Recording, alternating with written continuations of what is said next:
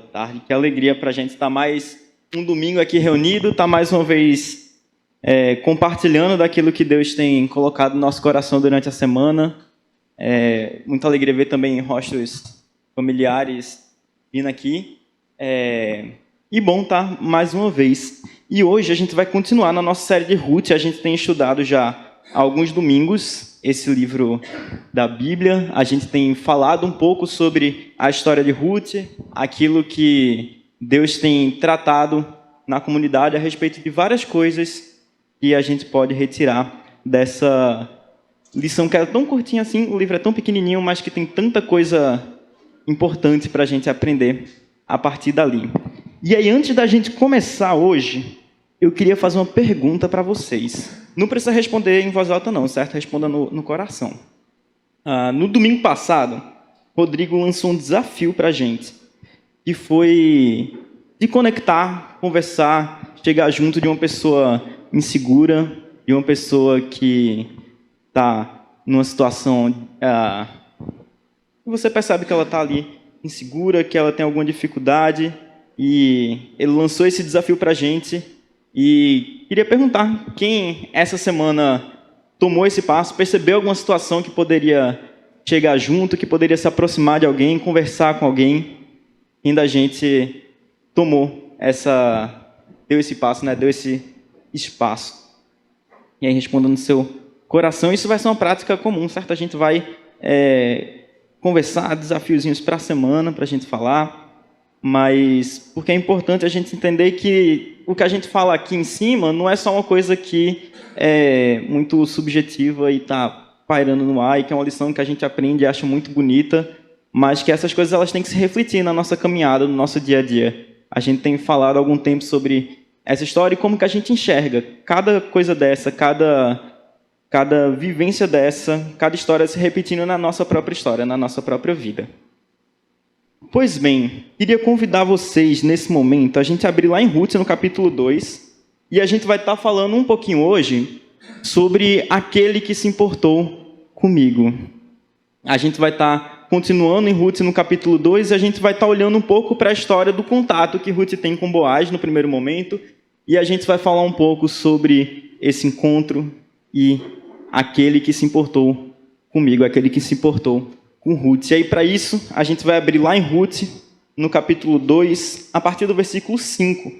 Então, você pode abrir sua Bíblia, pode acessar, vai ter aqui no slide também, se você quiser acompanhar, se você preferir. Ruth, capítulo 2, a partir do verso 5, a gente vai ler até o verso 20 hoje. E aí, a gente encontra lá, nesse texto, falando o seguinte: Boaz perguntou ao capataz dos ceifeiros: a quem pertence aquela moça? E o capataz respondeu: é uma moabita que voltou de Moabe com Noemi. Ela me pediu que deixasse recolher e juntar espigas entre os feixes após os ceifeiros. Ela chegou cedo e está de pé até agora, só sentou-se um pouco no abrigo. Disse então Boaz a Ruth: ouça bem, minha filha, não vá colher noutra lavoura e nem se afaste daqui. Fique com as minhas servas.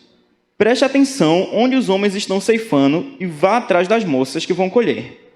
Darei ordem aos rapazes para que não toquem em você. E quando tiver sede, beba da água dos potes que os rapazes encheram. Ela então se inclinou, prostrada com o rosto em terra, e exclamou: por que achei favor aos seus olhos, a ponto de o Senhor se importar comigo, uma estrangeira? E Boaz respondeu: contaram-me tudo o que você tem feito por sua sogra. Depois que você perdeu o marido, como você deixou seu pai, sua mãe, a sua terra natal, para viver com um povo que você pouco conhecia. O Senhor lhe retribua o que você tem feito. Que seja ricamente recompensado pelo Senhor, o Deus de Israel, sob cujas asas você veio buscar refúgio. E disse ela: continue eu a ser bem acolhida, meu senhor. O Senhor me deu ânimo e encorajou a sua serva, e eu sequer sou uma de suas servas. Na hora da refeição, Boaz disse: venha cá, pegue um pedaço de pão e molhe no vinagre. E quando ela se sentou junto aos ceifeiros, Boaz lhe ofereceu grãos tostados, e ela comeu até ficar satisfeita, e ainda sobrou. Quando se levantou para recolher as espigas, Boaz deu estas ordens aos seus servos: mesmo que ela recolha entre os feixes, não a repreendam. Ao contrário, quando estiverem colhendo, tirem para ela algumas espigas dos feixes e deixem-nas cair, para que elas recolha e não a impeçam. E assim, Ruth colheu na lavoura até o entardecer. Depois debulhou o que tinha juntado, quase uma arroba de cevada, e carregou para o povoado. E a sua sogra, quando viu que Ruth havia colhido, e quando ela lhe ofereceu o que havia sobrado da refeição, lhe perguntou: onde você colheu hoje? Onde trabalhou? Bendito seja aquele que se importou com você. Então Ruth contou à sogra com quem tinha trabalhado: o nome do homem com quem trabalhei hoje é Boaz. Queria convidar você a fechar seus olhos nesse momento, abaixar sua cabeça. Senhor Deus, nós te louvamos, Pai, nós te agradecemos porque o Senhor deixou registrado, Pai, nas tuas palavras, o Senhor deixou registrado nas Escrituras, Pai, aquilo que pode fazer conhecido o teu nome, Pai. Aquilo onde a gente pode ver essas histórias, Pai, entender a sua ação, aquilo que o Senhor faz e conhecer um pouco mais de ti, do teu caráter e daquilo que é o teu plano para nós, Pai. Nós te pedimos para que o Senhor abra nossos corações, Pai, para que a gente possa, a partir desse texto, a gente possa conhecer um pouco mais sobre quem o Senhor é, sobre quem o Senhor quer que a gente seja também, Pai. Nós te louvamos, te pedimos e agradecemos por isso, em nome de Jesus. Amém. Amém. E antes da gente começar a falar propriamente dito do texto, um ponto muito importante para a gente entender o que estava acontecendo ali, qual o contexto que a gente estava passando em Ruth, onde Boaz ali age para com Ruth. É importante a gente falar sobre a missão de Deus, sobre aquilo que Deus tem feito desde o começo da história e que Ele continua fazendo até hoje e que Ele vai fazer ainda até o final dos tempos. Então, entender a missão de Deus vai ajudar a gente a olhar com um pouco mais de clareza para como Deus intervém ali, como que Ele age na história de Ruth de maneiras sutis, mas constantes. E para falar um pouco da missão de Deus, a gente tem que voltar um pouquinho às páginas e falar um pouco sobre a nossa história. A gente tem uma série aqui na igreja, quem quiser acessar depois pode ver no YouTube, no Spotify, por podcast, uma série chamada Grande História, em que a gente abordou todo um panorama falando sobre o nosso lugar nessa história, qual o nosso papel nessa história. E a história da humanidade, ela começa com um ato divino de criação, com Deus criando todas as coisas. E quando Ele cria todas essas coisas estão em harmonia. Deus, Ele participa dessa história, Deus, Ele está em contato com a sua criação, Ele está em contato com o ser humano que Ele cria também, e Ele está em harmonia. A Bíblia fala para a gente que Deus caminhava às tardes com Adão no jardim, e nessa relação harmônica, Deus, Ele vai se aproximando e se fazendo conhecido ao ser humano, até que em um determinado momento o ser humano ele toma uma decisão de escolher diferente daquilo que tinha sido proposto por Deus. Deus fala, não coma daquela árvore, não coma do fruto daquela árvore, e então o ser humano vai e, no ato de desobediência, ele come desse fruto, e a partir desse momento de ruptura, a gente tem uma quebra dessa harmonia. A criação que andava toda em conjunto, uma criação que era feita para a glória de Deus e que se relacionava de uma maneira tão profunda com Ele, então cai e essa harmonia ela é rompida. E nesse momento em que Deus ele tinha uma relação tão próxima com aquele povo, Ele criou o jardim, Ele criou o ser humano, Ele se relacionava com aquilo, e quando o ser humano ele peca, o ser humano é colocado para fora desse jardim. Ele é colocado para fora daquele lugar onde Deus criou ele para ser de maneira plena, de maneira completa. E quando o ser humano ele é colocado para fora daquilo, ele se encontra numa posição que a gente vai ver recorrentemente na Bíblia sendo tratada. Porque a humanidade inteira se torna estrangeira a partir do momento em que ela é expulsa do Éden. A partir do momento que ela sai do Éden, a humanidade se torna estrangeira. E aí todo o panorama da Bíblia, toda a história da Bíblia, do Gênesis até o Apocalipse, é Deus lidando com o ser humano estrangeiro. É Deus se movimentando a caminho daquele ser humano que uma hora estava tão junto dele, mas que agora decidiu se afastar e se tornar estrangeiro dentro da própria criação. E a humanidade, então, ela se afasta de Deus, ela parte em desarmonia. E do momento da criação, Deus já tinha o seu plano de redenção dessa situação toda, porque o objetivo de Deus com a gente é restaurar todas essas coisas, para que elas voltem à harmonia que elas eram antes. É restaurar para que essa relação seja novamente conectada. A gente anseia para, quando o tempo se consumar, quando Cristo voltar de uma vez definitiva, que toda a criação seja restaurada, que toda essa harmonia seja restaurada. Mas enquanto isso não acontece, a gente vive nessa situação de estrangeiro. A gente é estrangeiro nessa própria terra. O próprio Senhor Jesus, ele fala que na sua oração lá em João 17, pede para que Deus não nos tire do mundo, porque a gente vive aqui. Ele pede para que ele nos cuide aqui, sabendo que a gente não é desse mundo, a gente é estrangeiro caminhando por essa terra. E Deus, ele faz um chamado para a gente. Desde o momento da criação, ele chama o homem e ele intervém na história, trazendo o homem para a sua missão de restaurar todas essas coisas. Ele age, ele intervém na vida de Noé, ele intervém na vida de Abraão, ele chama essas pessoas para tomarem parte da missão dele, de reorganizar e colocar todas as coisas de volta no lugar. E é interessante a gente entender todo esse processo, porque a gente vai ver, vez após outra, que Deus ele está em busca desse ser humano, agora estrangeiro, em trazer ele de volta para casa. E a gente vê que Deus é um Deus que se importa.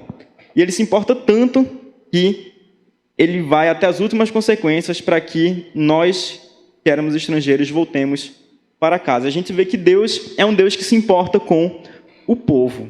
E Deus, nesse processo de redenção, nesse processo de restauração das coisas, ele utiliza de um povo, ele escolhe um povo, que é o povo de Israel, para que esse povo, então, seja luz para as outras pessoas, para que esse povo reflita a maneira de Deus, aquilo que era o propósito de Deus com a criação, que o povo, então, possa refletir esse modo de viver. Então, Deus ele pega aquele povo e ele escolhe Abraão, ele chama Abraão para sair da sua terra, para caminhar agora até uma terra em que Deus vai mostrar, e ele cuida, ele nutre aquele povo, ele promete a Abraão que dele vai ser feita uma grande nação, e a história desse movimento de Deus, ela é repleta de promessas e cumprimentos. E Deus ele promete e ele age em cumprimento daquela promessa, em fidelidade àquilo que ele prometeu. Então, ele cuida desse povo, ele olha para esse povo que mesmo caindo, mesmo falhando, ele continua vez após outra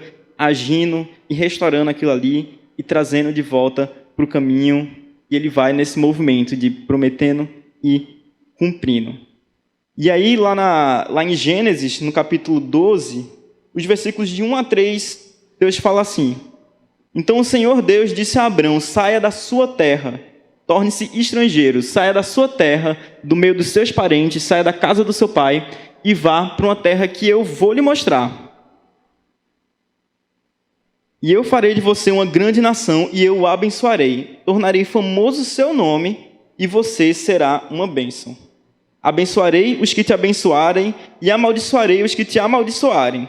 E por meio de você, todos os povos da terra serão abençoados.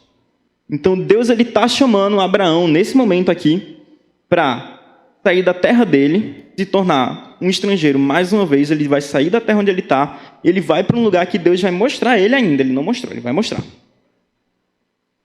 E a promessa que Deus faz é que através dessa pessoa, toda a terra vai ser abençoada. Toda a terra vai poder olhar para aquele povo que ele está escolhendo e perceber aquilo que é o propósito de Deus para a criação. E uma analogia muito boa que a gente pode tratar para entender um pouco dessa missão é a da vitrine, porque é basicamente isso que Deus está chamando Israel para ser nesse momento. Ele está chamando Israel, quando a gente passa numa vitrine, numa loja, aquela vitrine está mostrando para a gente qual é a proposta daquela loja, o que é que aquela loja tem para oferecer. Por que é que você deveria entrar ali e ver o que está lá dentro. E é isso que Deus chama Israel para ser uma vitrine. Ser aquilo que Deus planejou a humanidade para ser, para que todos os outros povos possam olhar para eles e compreender aquilo. Viver da maneira de Deus perante os olhos de todo mundo. É para isso que Deus chama, essa é a missão que Deus dá para o seu povo. Viver da maneira de Deus aos olhos do mundo. E essa missão, ela é dada primeiramente a Israel, depois, quando Cristo inaugura o reino e nos traz para junto, essa missão é dada para nós também. Que a gente, nas nossas vidas, em qualquer situação que a gente se encontre, a gente possa viver da maneira de Deus, sendo vitrine para todos os outros povos, para que eles olhem para a nossa vida e vejam aquilo que Deus tem para oferecer, daquilo que Deus está mostrando para eles, aquilo que é o seu projeto e a sua proposta. E Deus é um Deus que ele importa, porque a partir do momento em que ele promete isso para Abraão, a partir do momento que ele promete para ele que ele vai mostrar uma terra e que ele vai fazer crescer os seus filhos, que ele vai fazer dele uma grande nação, a gente consegue enxergar na narrativa bíblica Deus cuidando desse povo, Deus indo em resgate desse povo, e vez após outra, um retrato de Deus olhando para esse povo estrangeiro e se importando, e não só com esse povo, mas a gente percebe também um Deus que se importa com toda a humanidade que foi feita estrangeira, mas que a partir de um povo que ele escolheu, vai poder ver, então, o seu cuidado, vai poder olhar para aquele povo e ser abençoado por ele, a partir daquilo que era o plano de Deus. E nesse primeiro momento, quando a gente volta então aqui para Ruth, a gente enxerga todo esse processo, a gente vê que Boaz está ali dentro de um determinado contexto. O Vlad falou alguns domingos atrás sobre o contexto do livro de Romanos. Se a gente for parar para ler, a gente vê uma frase que era muito recorrente nesse livro, que é: o povo vivia como achava certo aos próprios olhos. Então, a gente vê que esse Deus se importa, ele chama o povo para uma missão. Ele está convocando o povo, ele promete lá para Abraão, ele fala para Abraão que todos os povos do mundo vão ser abençoados através de você. E ele está convocando, então, o povo a tomar parte disso. Porque o ser humano ele vai, então, agir e ele pode responder a essa missão. Ele pode agir de acordo com o que é certo para os próprios olhos, e a gente vê toda a narrativa do livro de Juízes mostrando tudo o que aconteceu quando o povo ele decide ignorar esse chamado e viver para benefício próprio, e viver para aquilo que acreditava que era certo aos próprios olhos, ou a gente vê com outras figuras, inclusive a figura do próprio Boaz, como que era o ser humano, então, agindo de acordo com aquilo que tinha sido a proposta de Deus, o pedido de Deus. E a gente vê isso refletido várias vezes nas atitudes de Boaz, como Boaz encara com Ruth. E a gente vê nesse encontro um exemplo claro dessa resposta, daquilo que Deus estava propondo, então, para Boaz, para a humanidade. E a gente vê que Boaz e a sua resposta para com Ruth, o modo como ele olha para Ruth, ele reflete, então, um tipo de resposta. E aí, voltando aqui para o texto, voltando um pouquinho. Vou chegar lá, gente, calma. Então, Boaz, dentro da sua atitude para com Ruth, ele vai olhar para ela e ele vai, então, agir. E a primeira coisa que Boaz fala para Ruth é: ouça bem, minha filha, não vá colher noutra lavoura. Não vá para outro lugar, não se afaste daqui, fique com as minhas servas. E aquilo que Boaz faz, o modo como ele age para com Ruth, o modo como ele encontra aquela estrangeira, porque Ruth ela era mulher, ela era viúva e ela era uma moabita, e a gente viu também nos últimos domingos para cá o quão negativa era a figura de um moabita.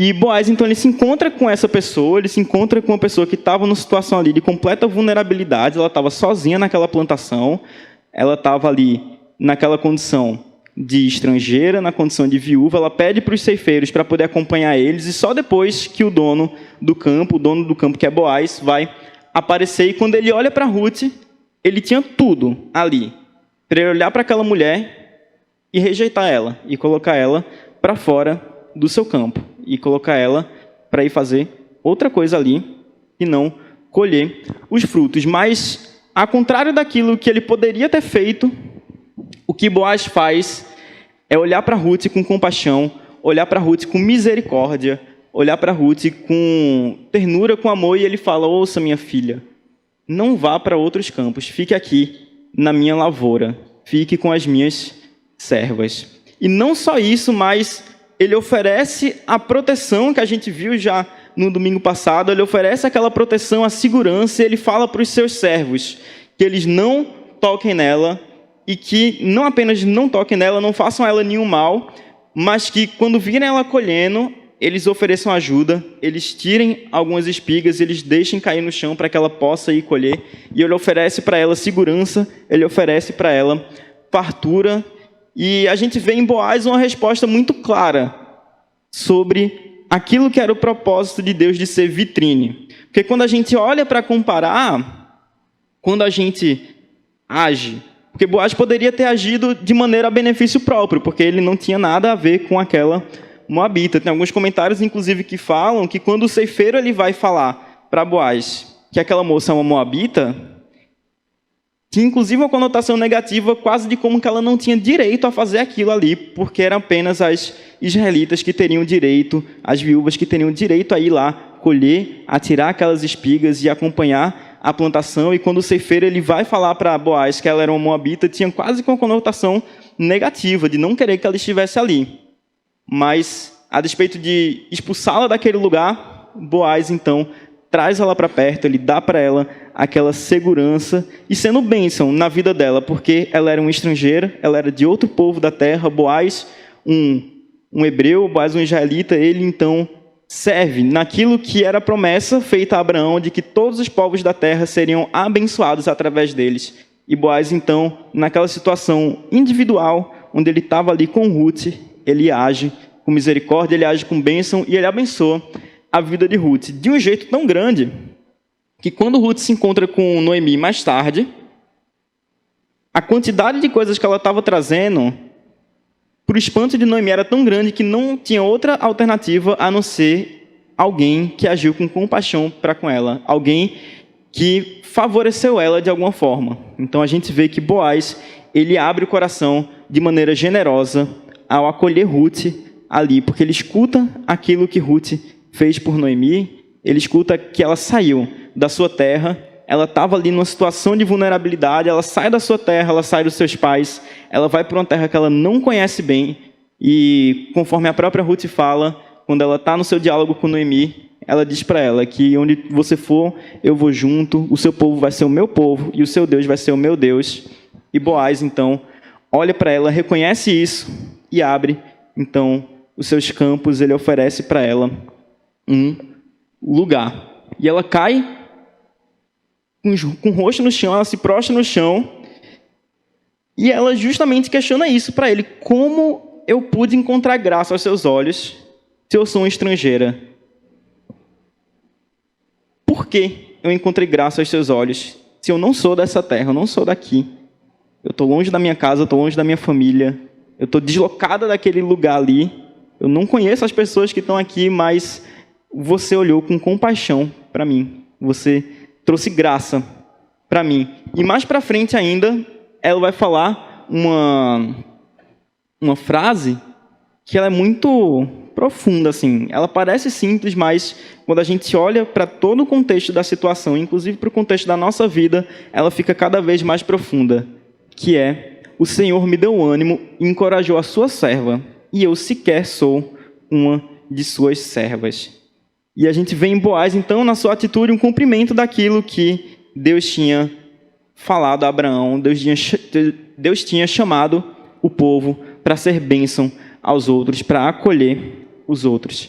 E Ruth, então, encontra em Boaz refúgio, Ruth encontra em Boaz abrigo, ela encontra nele uma segurança que ela não encontraria em outro lugar, a não ser no campo daquele que acolheu ela.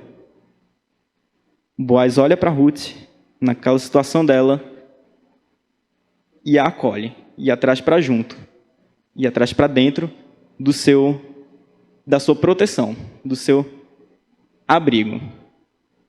E a gente vê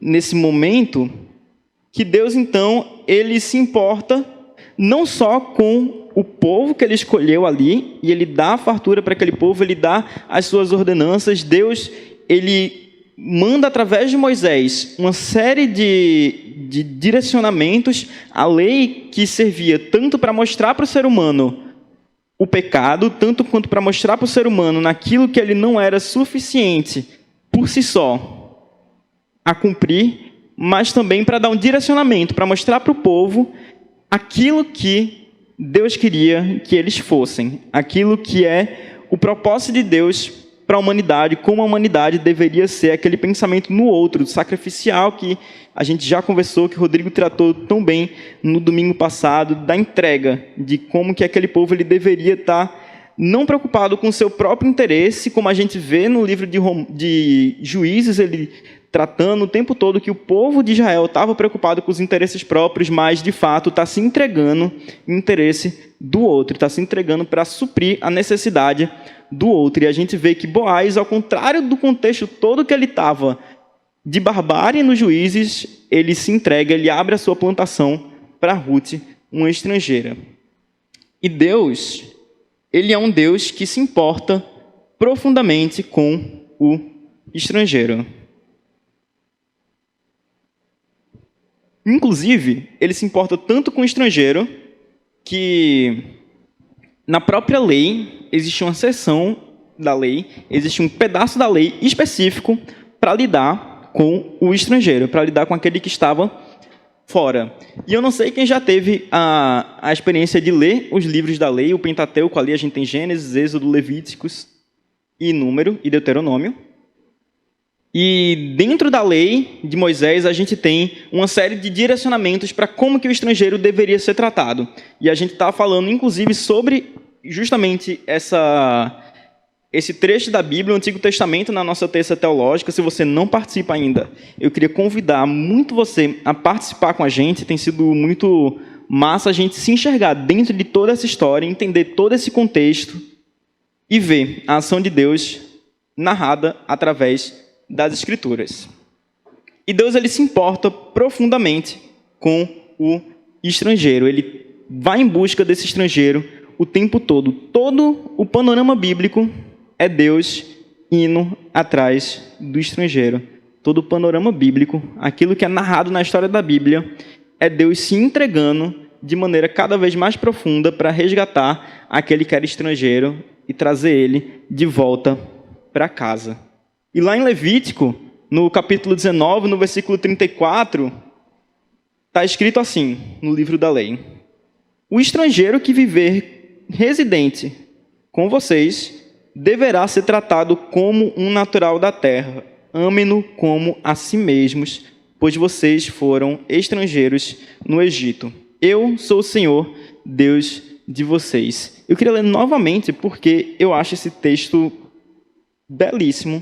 E quando a gente vai lendo Levítico, às vezes dá aquela canseirazinha, porque tem as leis cerimoniais, ele vai falar da questão sanitária, mas a gente se depara com esse trecho, e muitas vezes a gente constrói na nossa cabeça uma visão de que o livro de Levítico, Deuteronômio, aquele trecho do Antigo Testamento, ele é um texto muito duro, muito rígido, muito rigoroso, e que existia um período da lei e um período da graça. Mas um texto como esse mostra para a gente como que a graça ela já era falada na lei, como que a graça já estava ali incrustada no livro da lei. E aí, lendo novamente o texto de Levítico, ele fala assim, que o estrangeiro residente que viver com vocês deverá ser tratado como um natural da terra. Amem-no como a si mesmos, pois vocês foram estrangeiros no Egito. E eu queria perguntar para vocês, também não precisa responder em voz alta, mas quem aqui já se sentiu estrangeiro numa terra? Quem aqui já olhou em redor para onde estava e se sentiu sozinho, desamparado, se sentiu deslocado, sentiu que ali não era o seu lugar de estar, ou que não merecia estar num lugar como esse? Quem aqui já se sentiu deslocado, quase como se não pertencesse àquilo ali, mesmo que a gente esteja em meio a pessoas conhecidas e amigos nossos, mesmo às vezes dentro da própria comunidade aqui? Quem aqui nunca se sentiu estrangeiro, que nunca se sentiu distante, desconexo daquele lugar que a gente está localizado? E eu posso afirmar com certeza que eu já. E eu já falei sobre isso aqui outras vezes, que eu sou uma pessoa que luta contra a introversão. Então, não é muito incomum, na minha vivência cotidiana, eu me sentir deslocado de um lugar. Eu estar num lugar, principalmente com pessoas desconhecidas, eu não me senti plenamente confortável e seguro naquela situação. Eu não me senti parte daquele lugar ali. E é uma coisa que eu luto constantemente. Então, esse sentimento de estar estrangeiro, de não fazer parte daquilo ali, faz parte da nossa jornada aqui. E faz parte daquilo que a gente é. A gente é estrangeiro dentro de um lugar. Muitas vezes a gente passa por essas situações, e seja qual for o motivo. Nossas escolhas de vida e os caminhos que a gente vai percorrendo na nossa vida mesmo vão levando a gente a se sentir muitas vezes estrangeiros. A gente pode ter saído do lugar que a gente mora, a gente pode não ser natural de fato dessa terra e veio morar aqui pelos caminhos que a vida foi abrindo, que Deus foi abrindo para a gente. Pode ser por várias questões diferentes, pode ser por uma questão social, econômica e, enfim, tantas outras que a gente passa na vida e fazem com que a gente se sinta desconectado, que a gente se sinta distante daquilo ali. Talvez como Ruth estava, ela não conhecia a terra onde ela estava chegando. Ela não conhecia o povo que ela estava indo. Ela não conhecia de quem era aquela plantação que ela estava indo lá colher. E ela chega e ela pergunta para o ceifeiro se ela pode ficar ali e colher um pouco daquilo que eram as sobras. E ela começa então a trabalhar naquele campo de um desconhecido, no campo que ela não conhece, num lugar que não é o lugar dela. E quantas vezes a gente não está exatamente na mesma situação de Ruth, indo para um lugar que não é o nosso lugar, indo para um lugar que a gente não conhece, enfrentar uma situação muitas vezes cansativa, uma situação dura, que a gente precisa participar daquilo ali, porque fala da nossa sobrevivência. Ruth precisava estar ali, porque senão ela não ia ter o que comer. E quantas vezes a gente não se enxerga indo para os campos desconhecidos.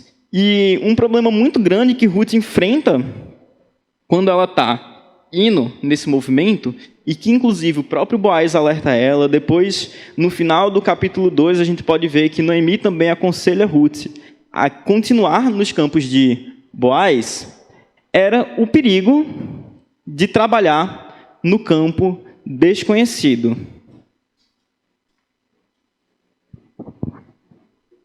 Para Ruth, trabalhar no campo de um desconhecido não era simplesmente ela não conhecer as pessoas que estavam ali, mas ela estava numa situação em que ela poderia ser violentada, ela estava numa situação em que ela poderia sofrer algum tipo de opressão, que ela poderia sofrer ali com a incerteza de conseguir colher alguma coisa, de que ela poderia ser repreendida por alguém, impedida de continuar aquele serviço. Ela estava numa situação completamente vulnerável.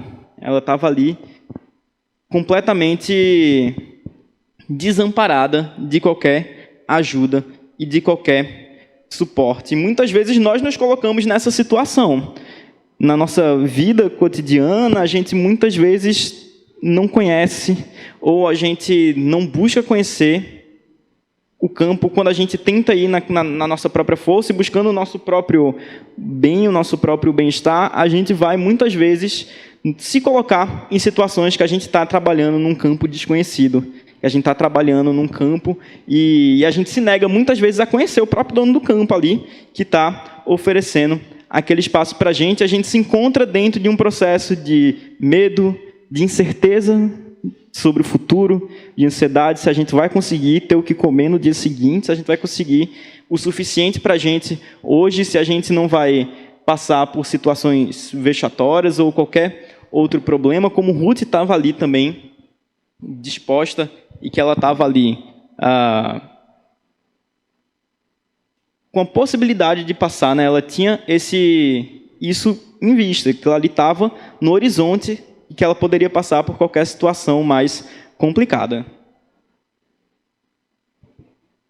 Mas o que Deus fala para a gente nesse texto é que a gente não precisa trabalhar no campo desconhecido. Existe uma alternativa àquilo. Existe um outro caminho que a gente pode seguir. A gente pode conhecer o dono do campo.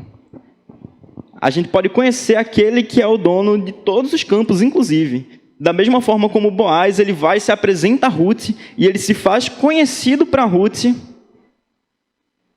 a gente pode conhecer o dono de todo o campo que a gente pode imaginar existir por aí. E quando Ruth, então, ela conhece Boaz, quando Boaz se apresenta a ela, e eles têm esse contato, e Boaz, então, acolhe Ruth debaixo do seu abrigo, ela pode encontrar esse acolhimento, ela encontra segurança, porque Boaz ele vai falar para os seus servos não tocarem em Ruth, inclusive vai falar para eles ajudarem Ruth.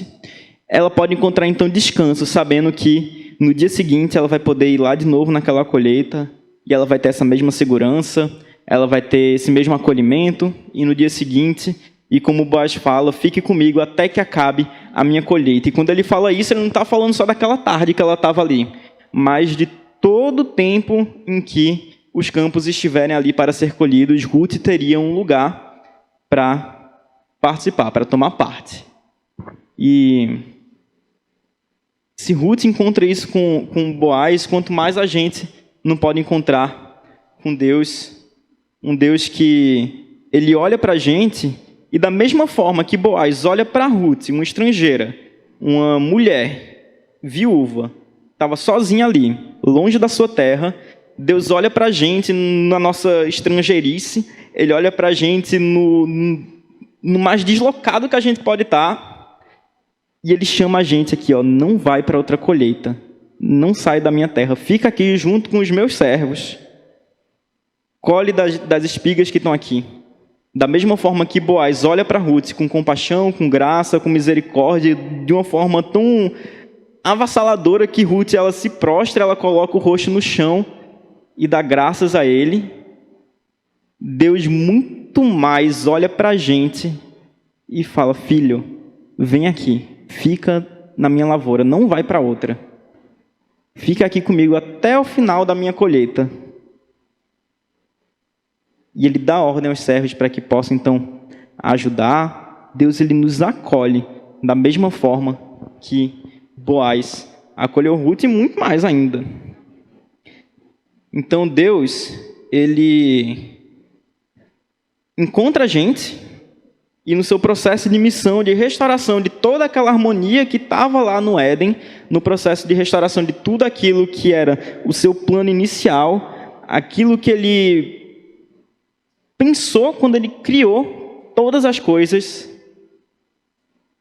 ele vai então em processo de restaurar tudo aquilo, ele vai em processo de trazer de volta aquela pessoa que estava, a humanidade inteira que estava estrangeira, e ele vai trazer de volta para dentro de casa.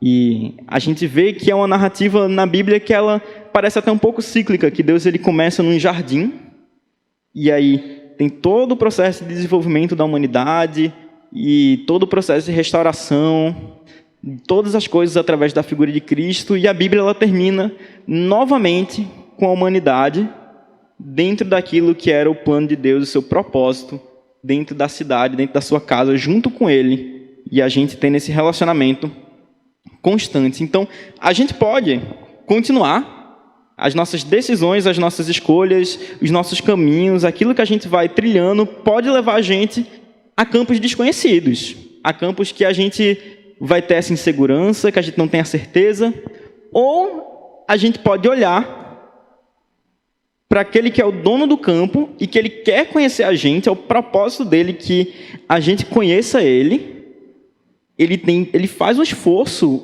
até as últimas consequências para que a gente possa ser conhecido, para que a gente possa ter esse relacionamento. Ele quer se fazer conhecido para a gente. E a gente pode conhecer, então, o dono desse campo e encontrar nele acolhimento, segurança, descanso, refúgio e paz para o nosso coração. E Deus faz isso de uma maneira tão profunda, tão intensa, que Ele mesmo se torna estrangeiro. Que no momento em que o ser humano ele sai ali do Éden, no momento em que a gente se encontra na situação a mesma que Ruth, de ser estrangeiro numa terra que a gente não conhece, Deus também, ele se faz estrangeiro. E ele se faz estrangeiro para que a gente possa fazer parte da família, que a gente possa fazer parte daquele povo que ele criou, que ele planejou. Deus, ele se entrega como estrangeiro. E eu queria convidar vocês a abrir lá na carta do apóstolo Paulo aos Gálatas, no versículo 4. Lá na carta de Paulo aos Gálatas, no versículo 4, para a gente ver a profundidade daquilo que Deus faz ao olhar para o estrangeiro, a se importar com aquele estrangeiro que estava ali perdido, vagando por uma terra que ele não conhecia, e se fazer conhecido e trazer essa figura para perto. E aí o apóstolo Paulo fala assim: mas quando chegou a plenitude do tempo, Deus enviou o seu filho, nascido de mulher, nascido debaixo da lei, a fim de redimir os que estavam sob a lei, para que recebêssemos a adoção de filhos. E porque vocês são filhos, Deus enviou o Espírito do seu Filho ao coração de vocês, e ele clama: Abba, Pai. Assim, você já não é escravo, mas filho.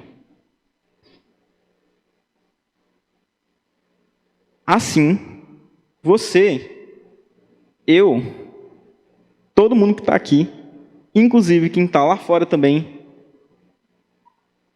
todos nós podemos, então, receber essa filiação a partir daquilo que Cristo fez na cruz. Que quando chegou a plenitude do tempo, Deus, que era o dono do campo inteiro, ele se fez um ser humano, ele se fez estrangeiro naquela terra, ele peregrinou aqui, ele veio para aquele povo, e aquele povo não recebeu, e através do seu sacrifício, através do seu sangue derramado na cruz, nós fomos adotados por ele. A gente que era estrangeiro foi recebido como filho. Deus se importou tanto com a gente, mas tanto, que ele mesmo se fez estrangeiro para que a gente pudesse fazer parte desse mesmo povo, para que a gente pudesse entrar em casa, participar do campo, participar da sua colheita e ter nela a nossa segurança, ter nela o nosso abrigo, ter nela o nosso refúgio. E assim como a gente foi estrangeiro, isso é uma coisa meio doida assim de pensar. Por quê? Quando Deus chama o povo lá atrás, e ele fala: olha, vocês vão ser bênção para todas as nações.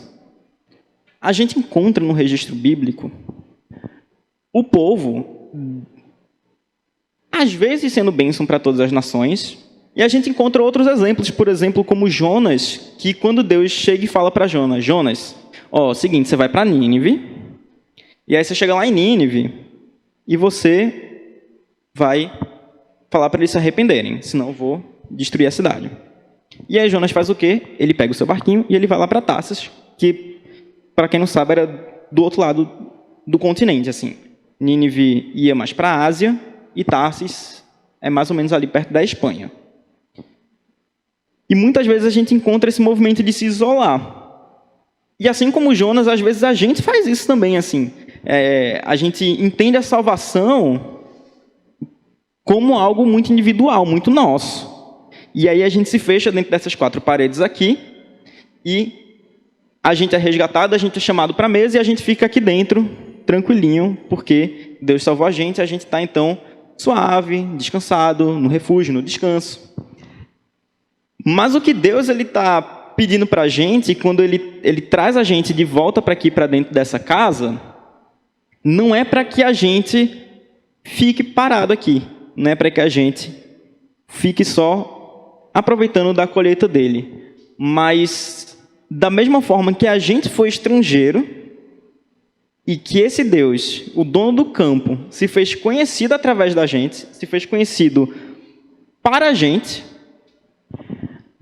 então olhe para as outras pessoas e queira fazer ele conhecido para as outras pessoas também, para os outros estrangeiros também tomarem parte dentro dessa caminhada. Assim como a gente foi estrangeiro e a gente encontra refúgio ao conhecer o dono do campo, a gente encontra essa segurança ao conhecer o dono do campo, nós não podemos deixar que outras pessoas continuem se sentindo estrangeiras. Porque o dono do campo está chamando todo mundo.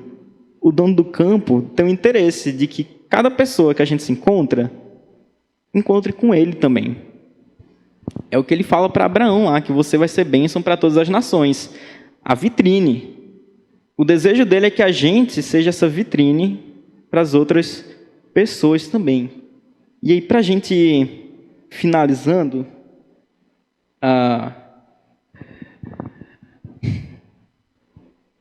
essa caminhada de encontrar com o dono do campo, ela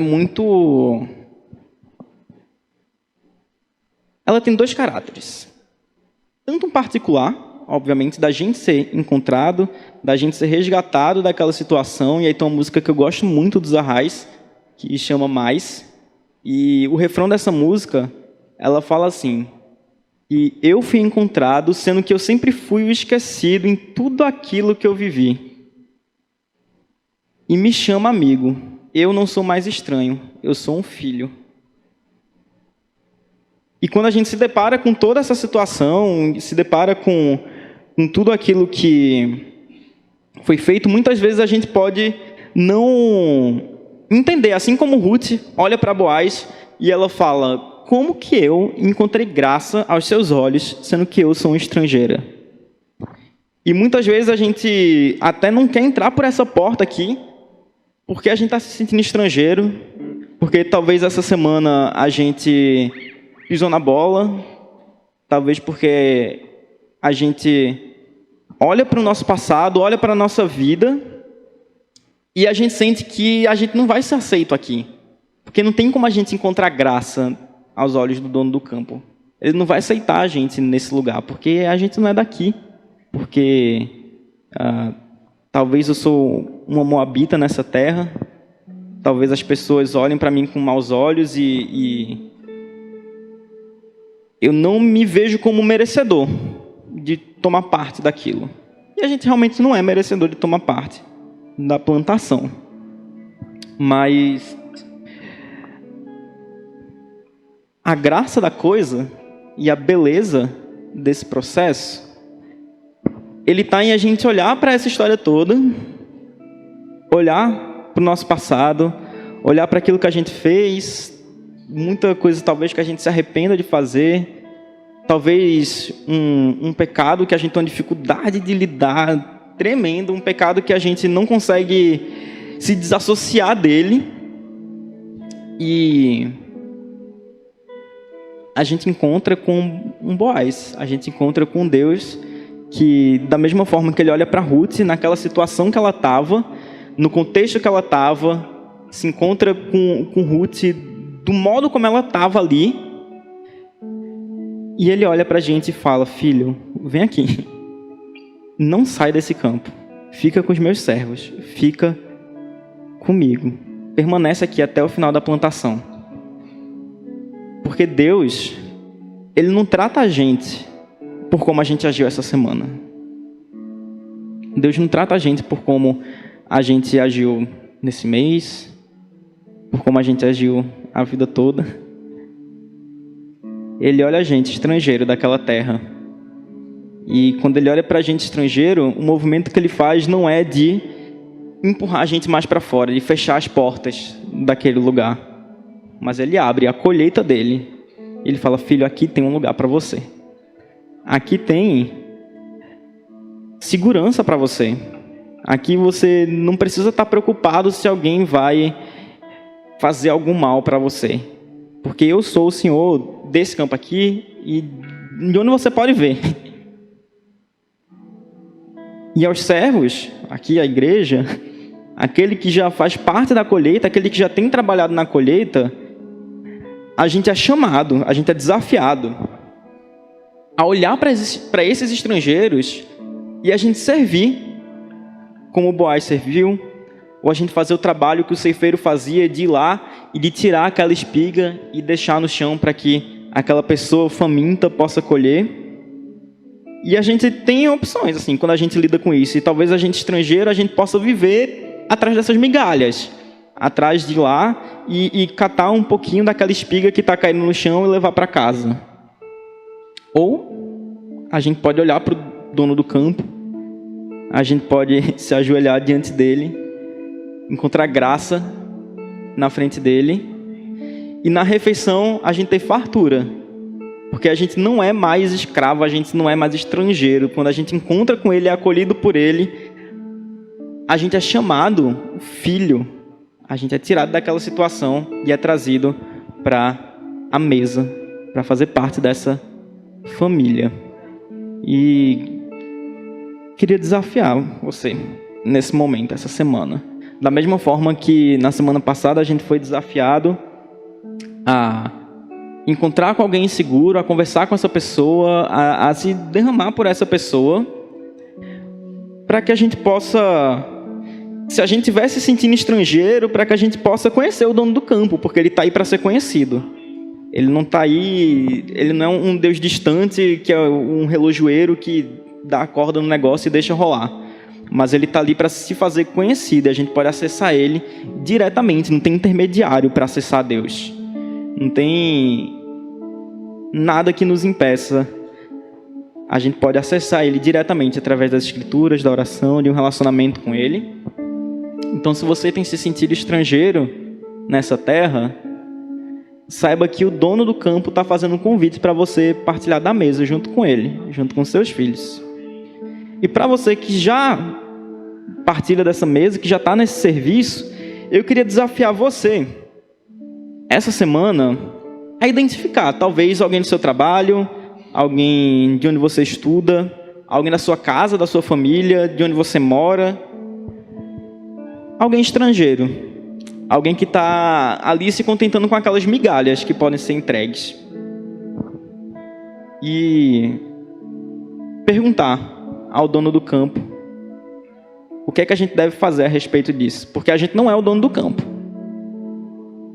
A gente é servo desse dono e que a gente é convocado a servir ao estrangeiro e a fazer ele acolhido. Então, queria desafiar vocês essa semana para que a gente possa olhar com olhos de misericórdia e procurar quem talvez seja o estrangeiro que a gente quer alcançar, que o dono do campo quer se fazer conhecido para ele através da sua vida, através da minha vida. E o que é que a gente vai fazer a respeito disso essa semana?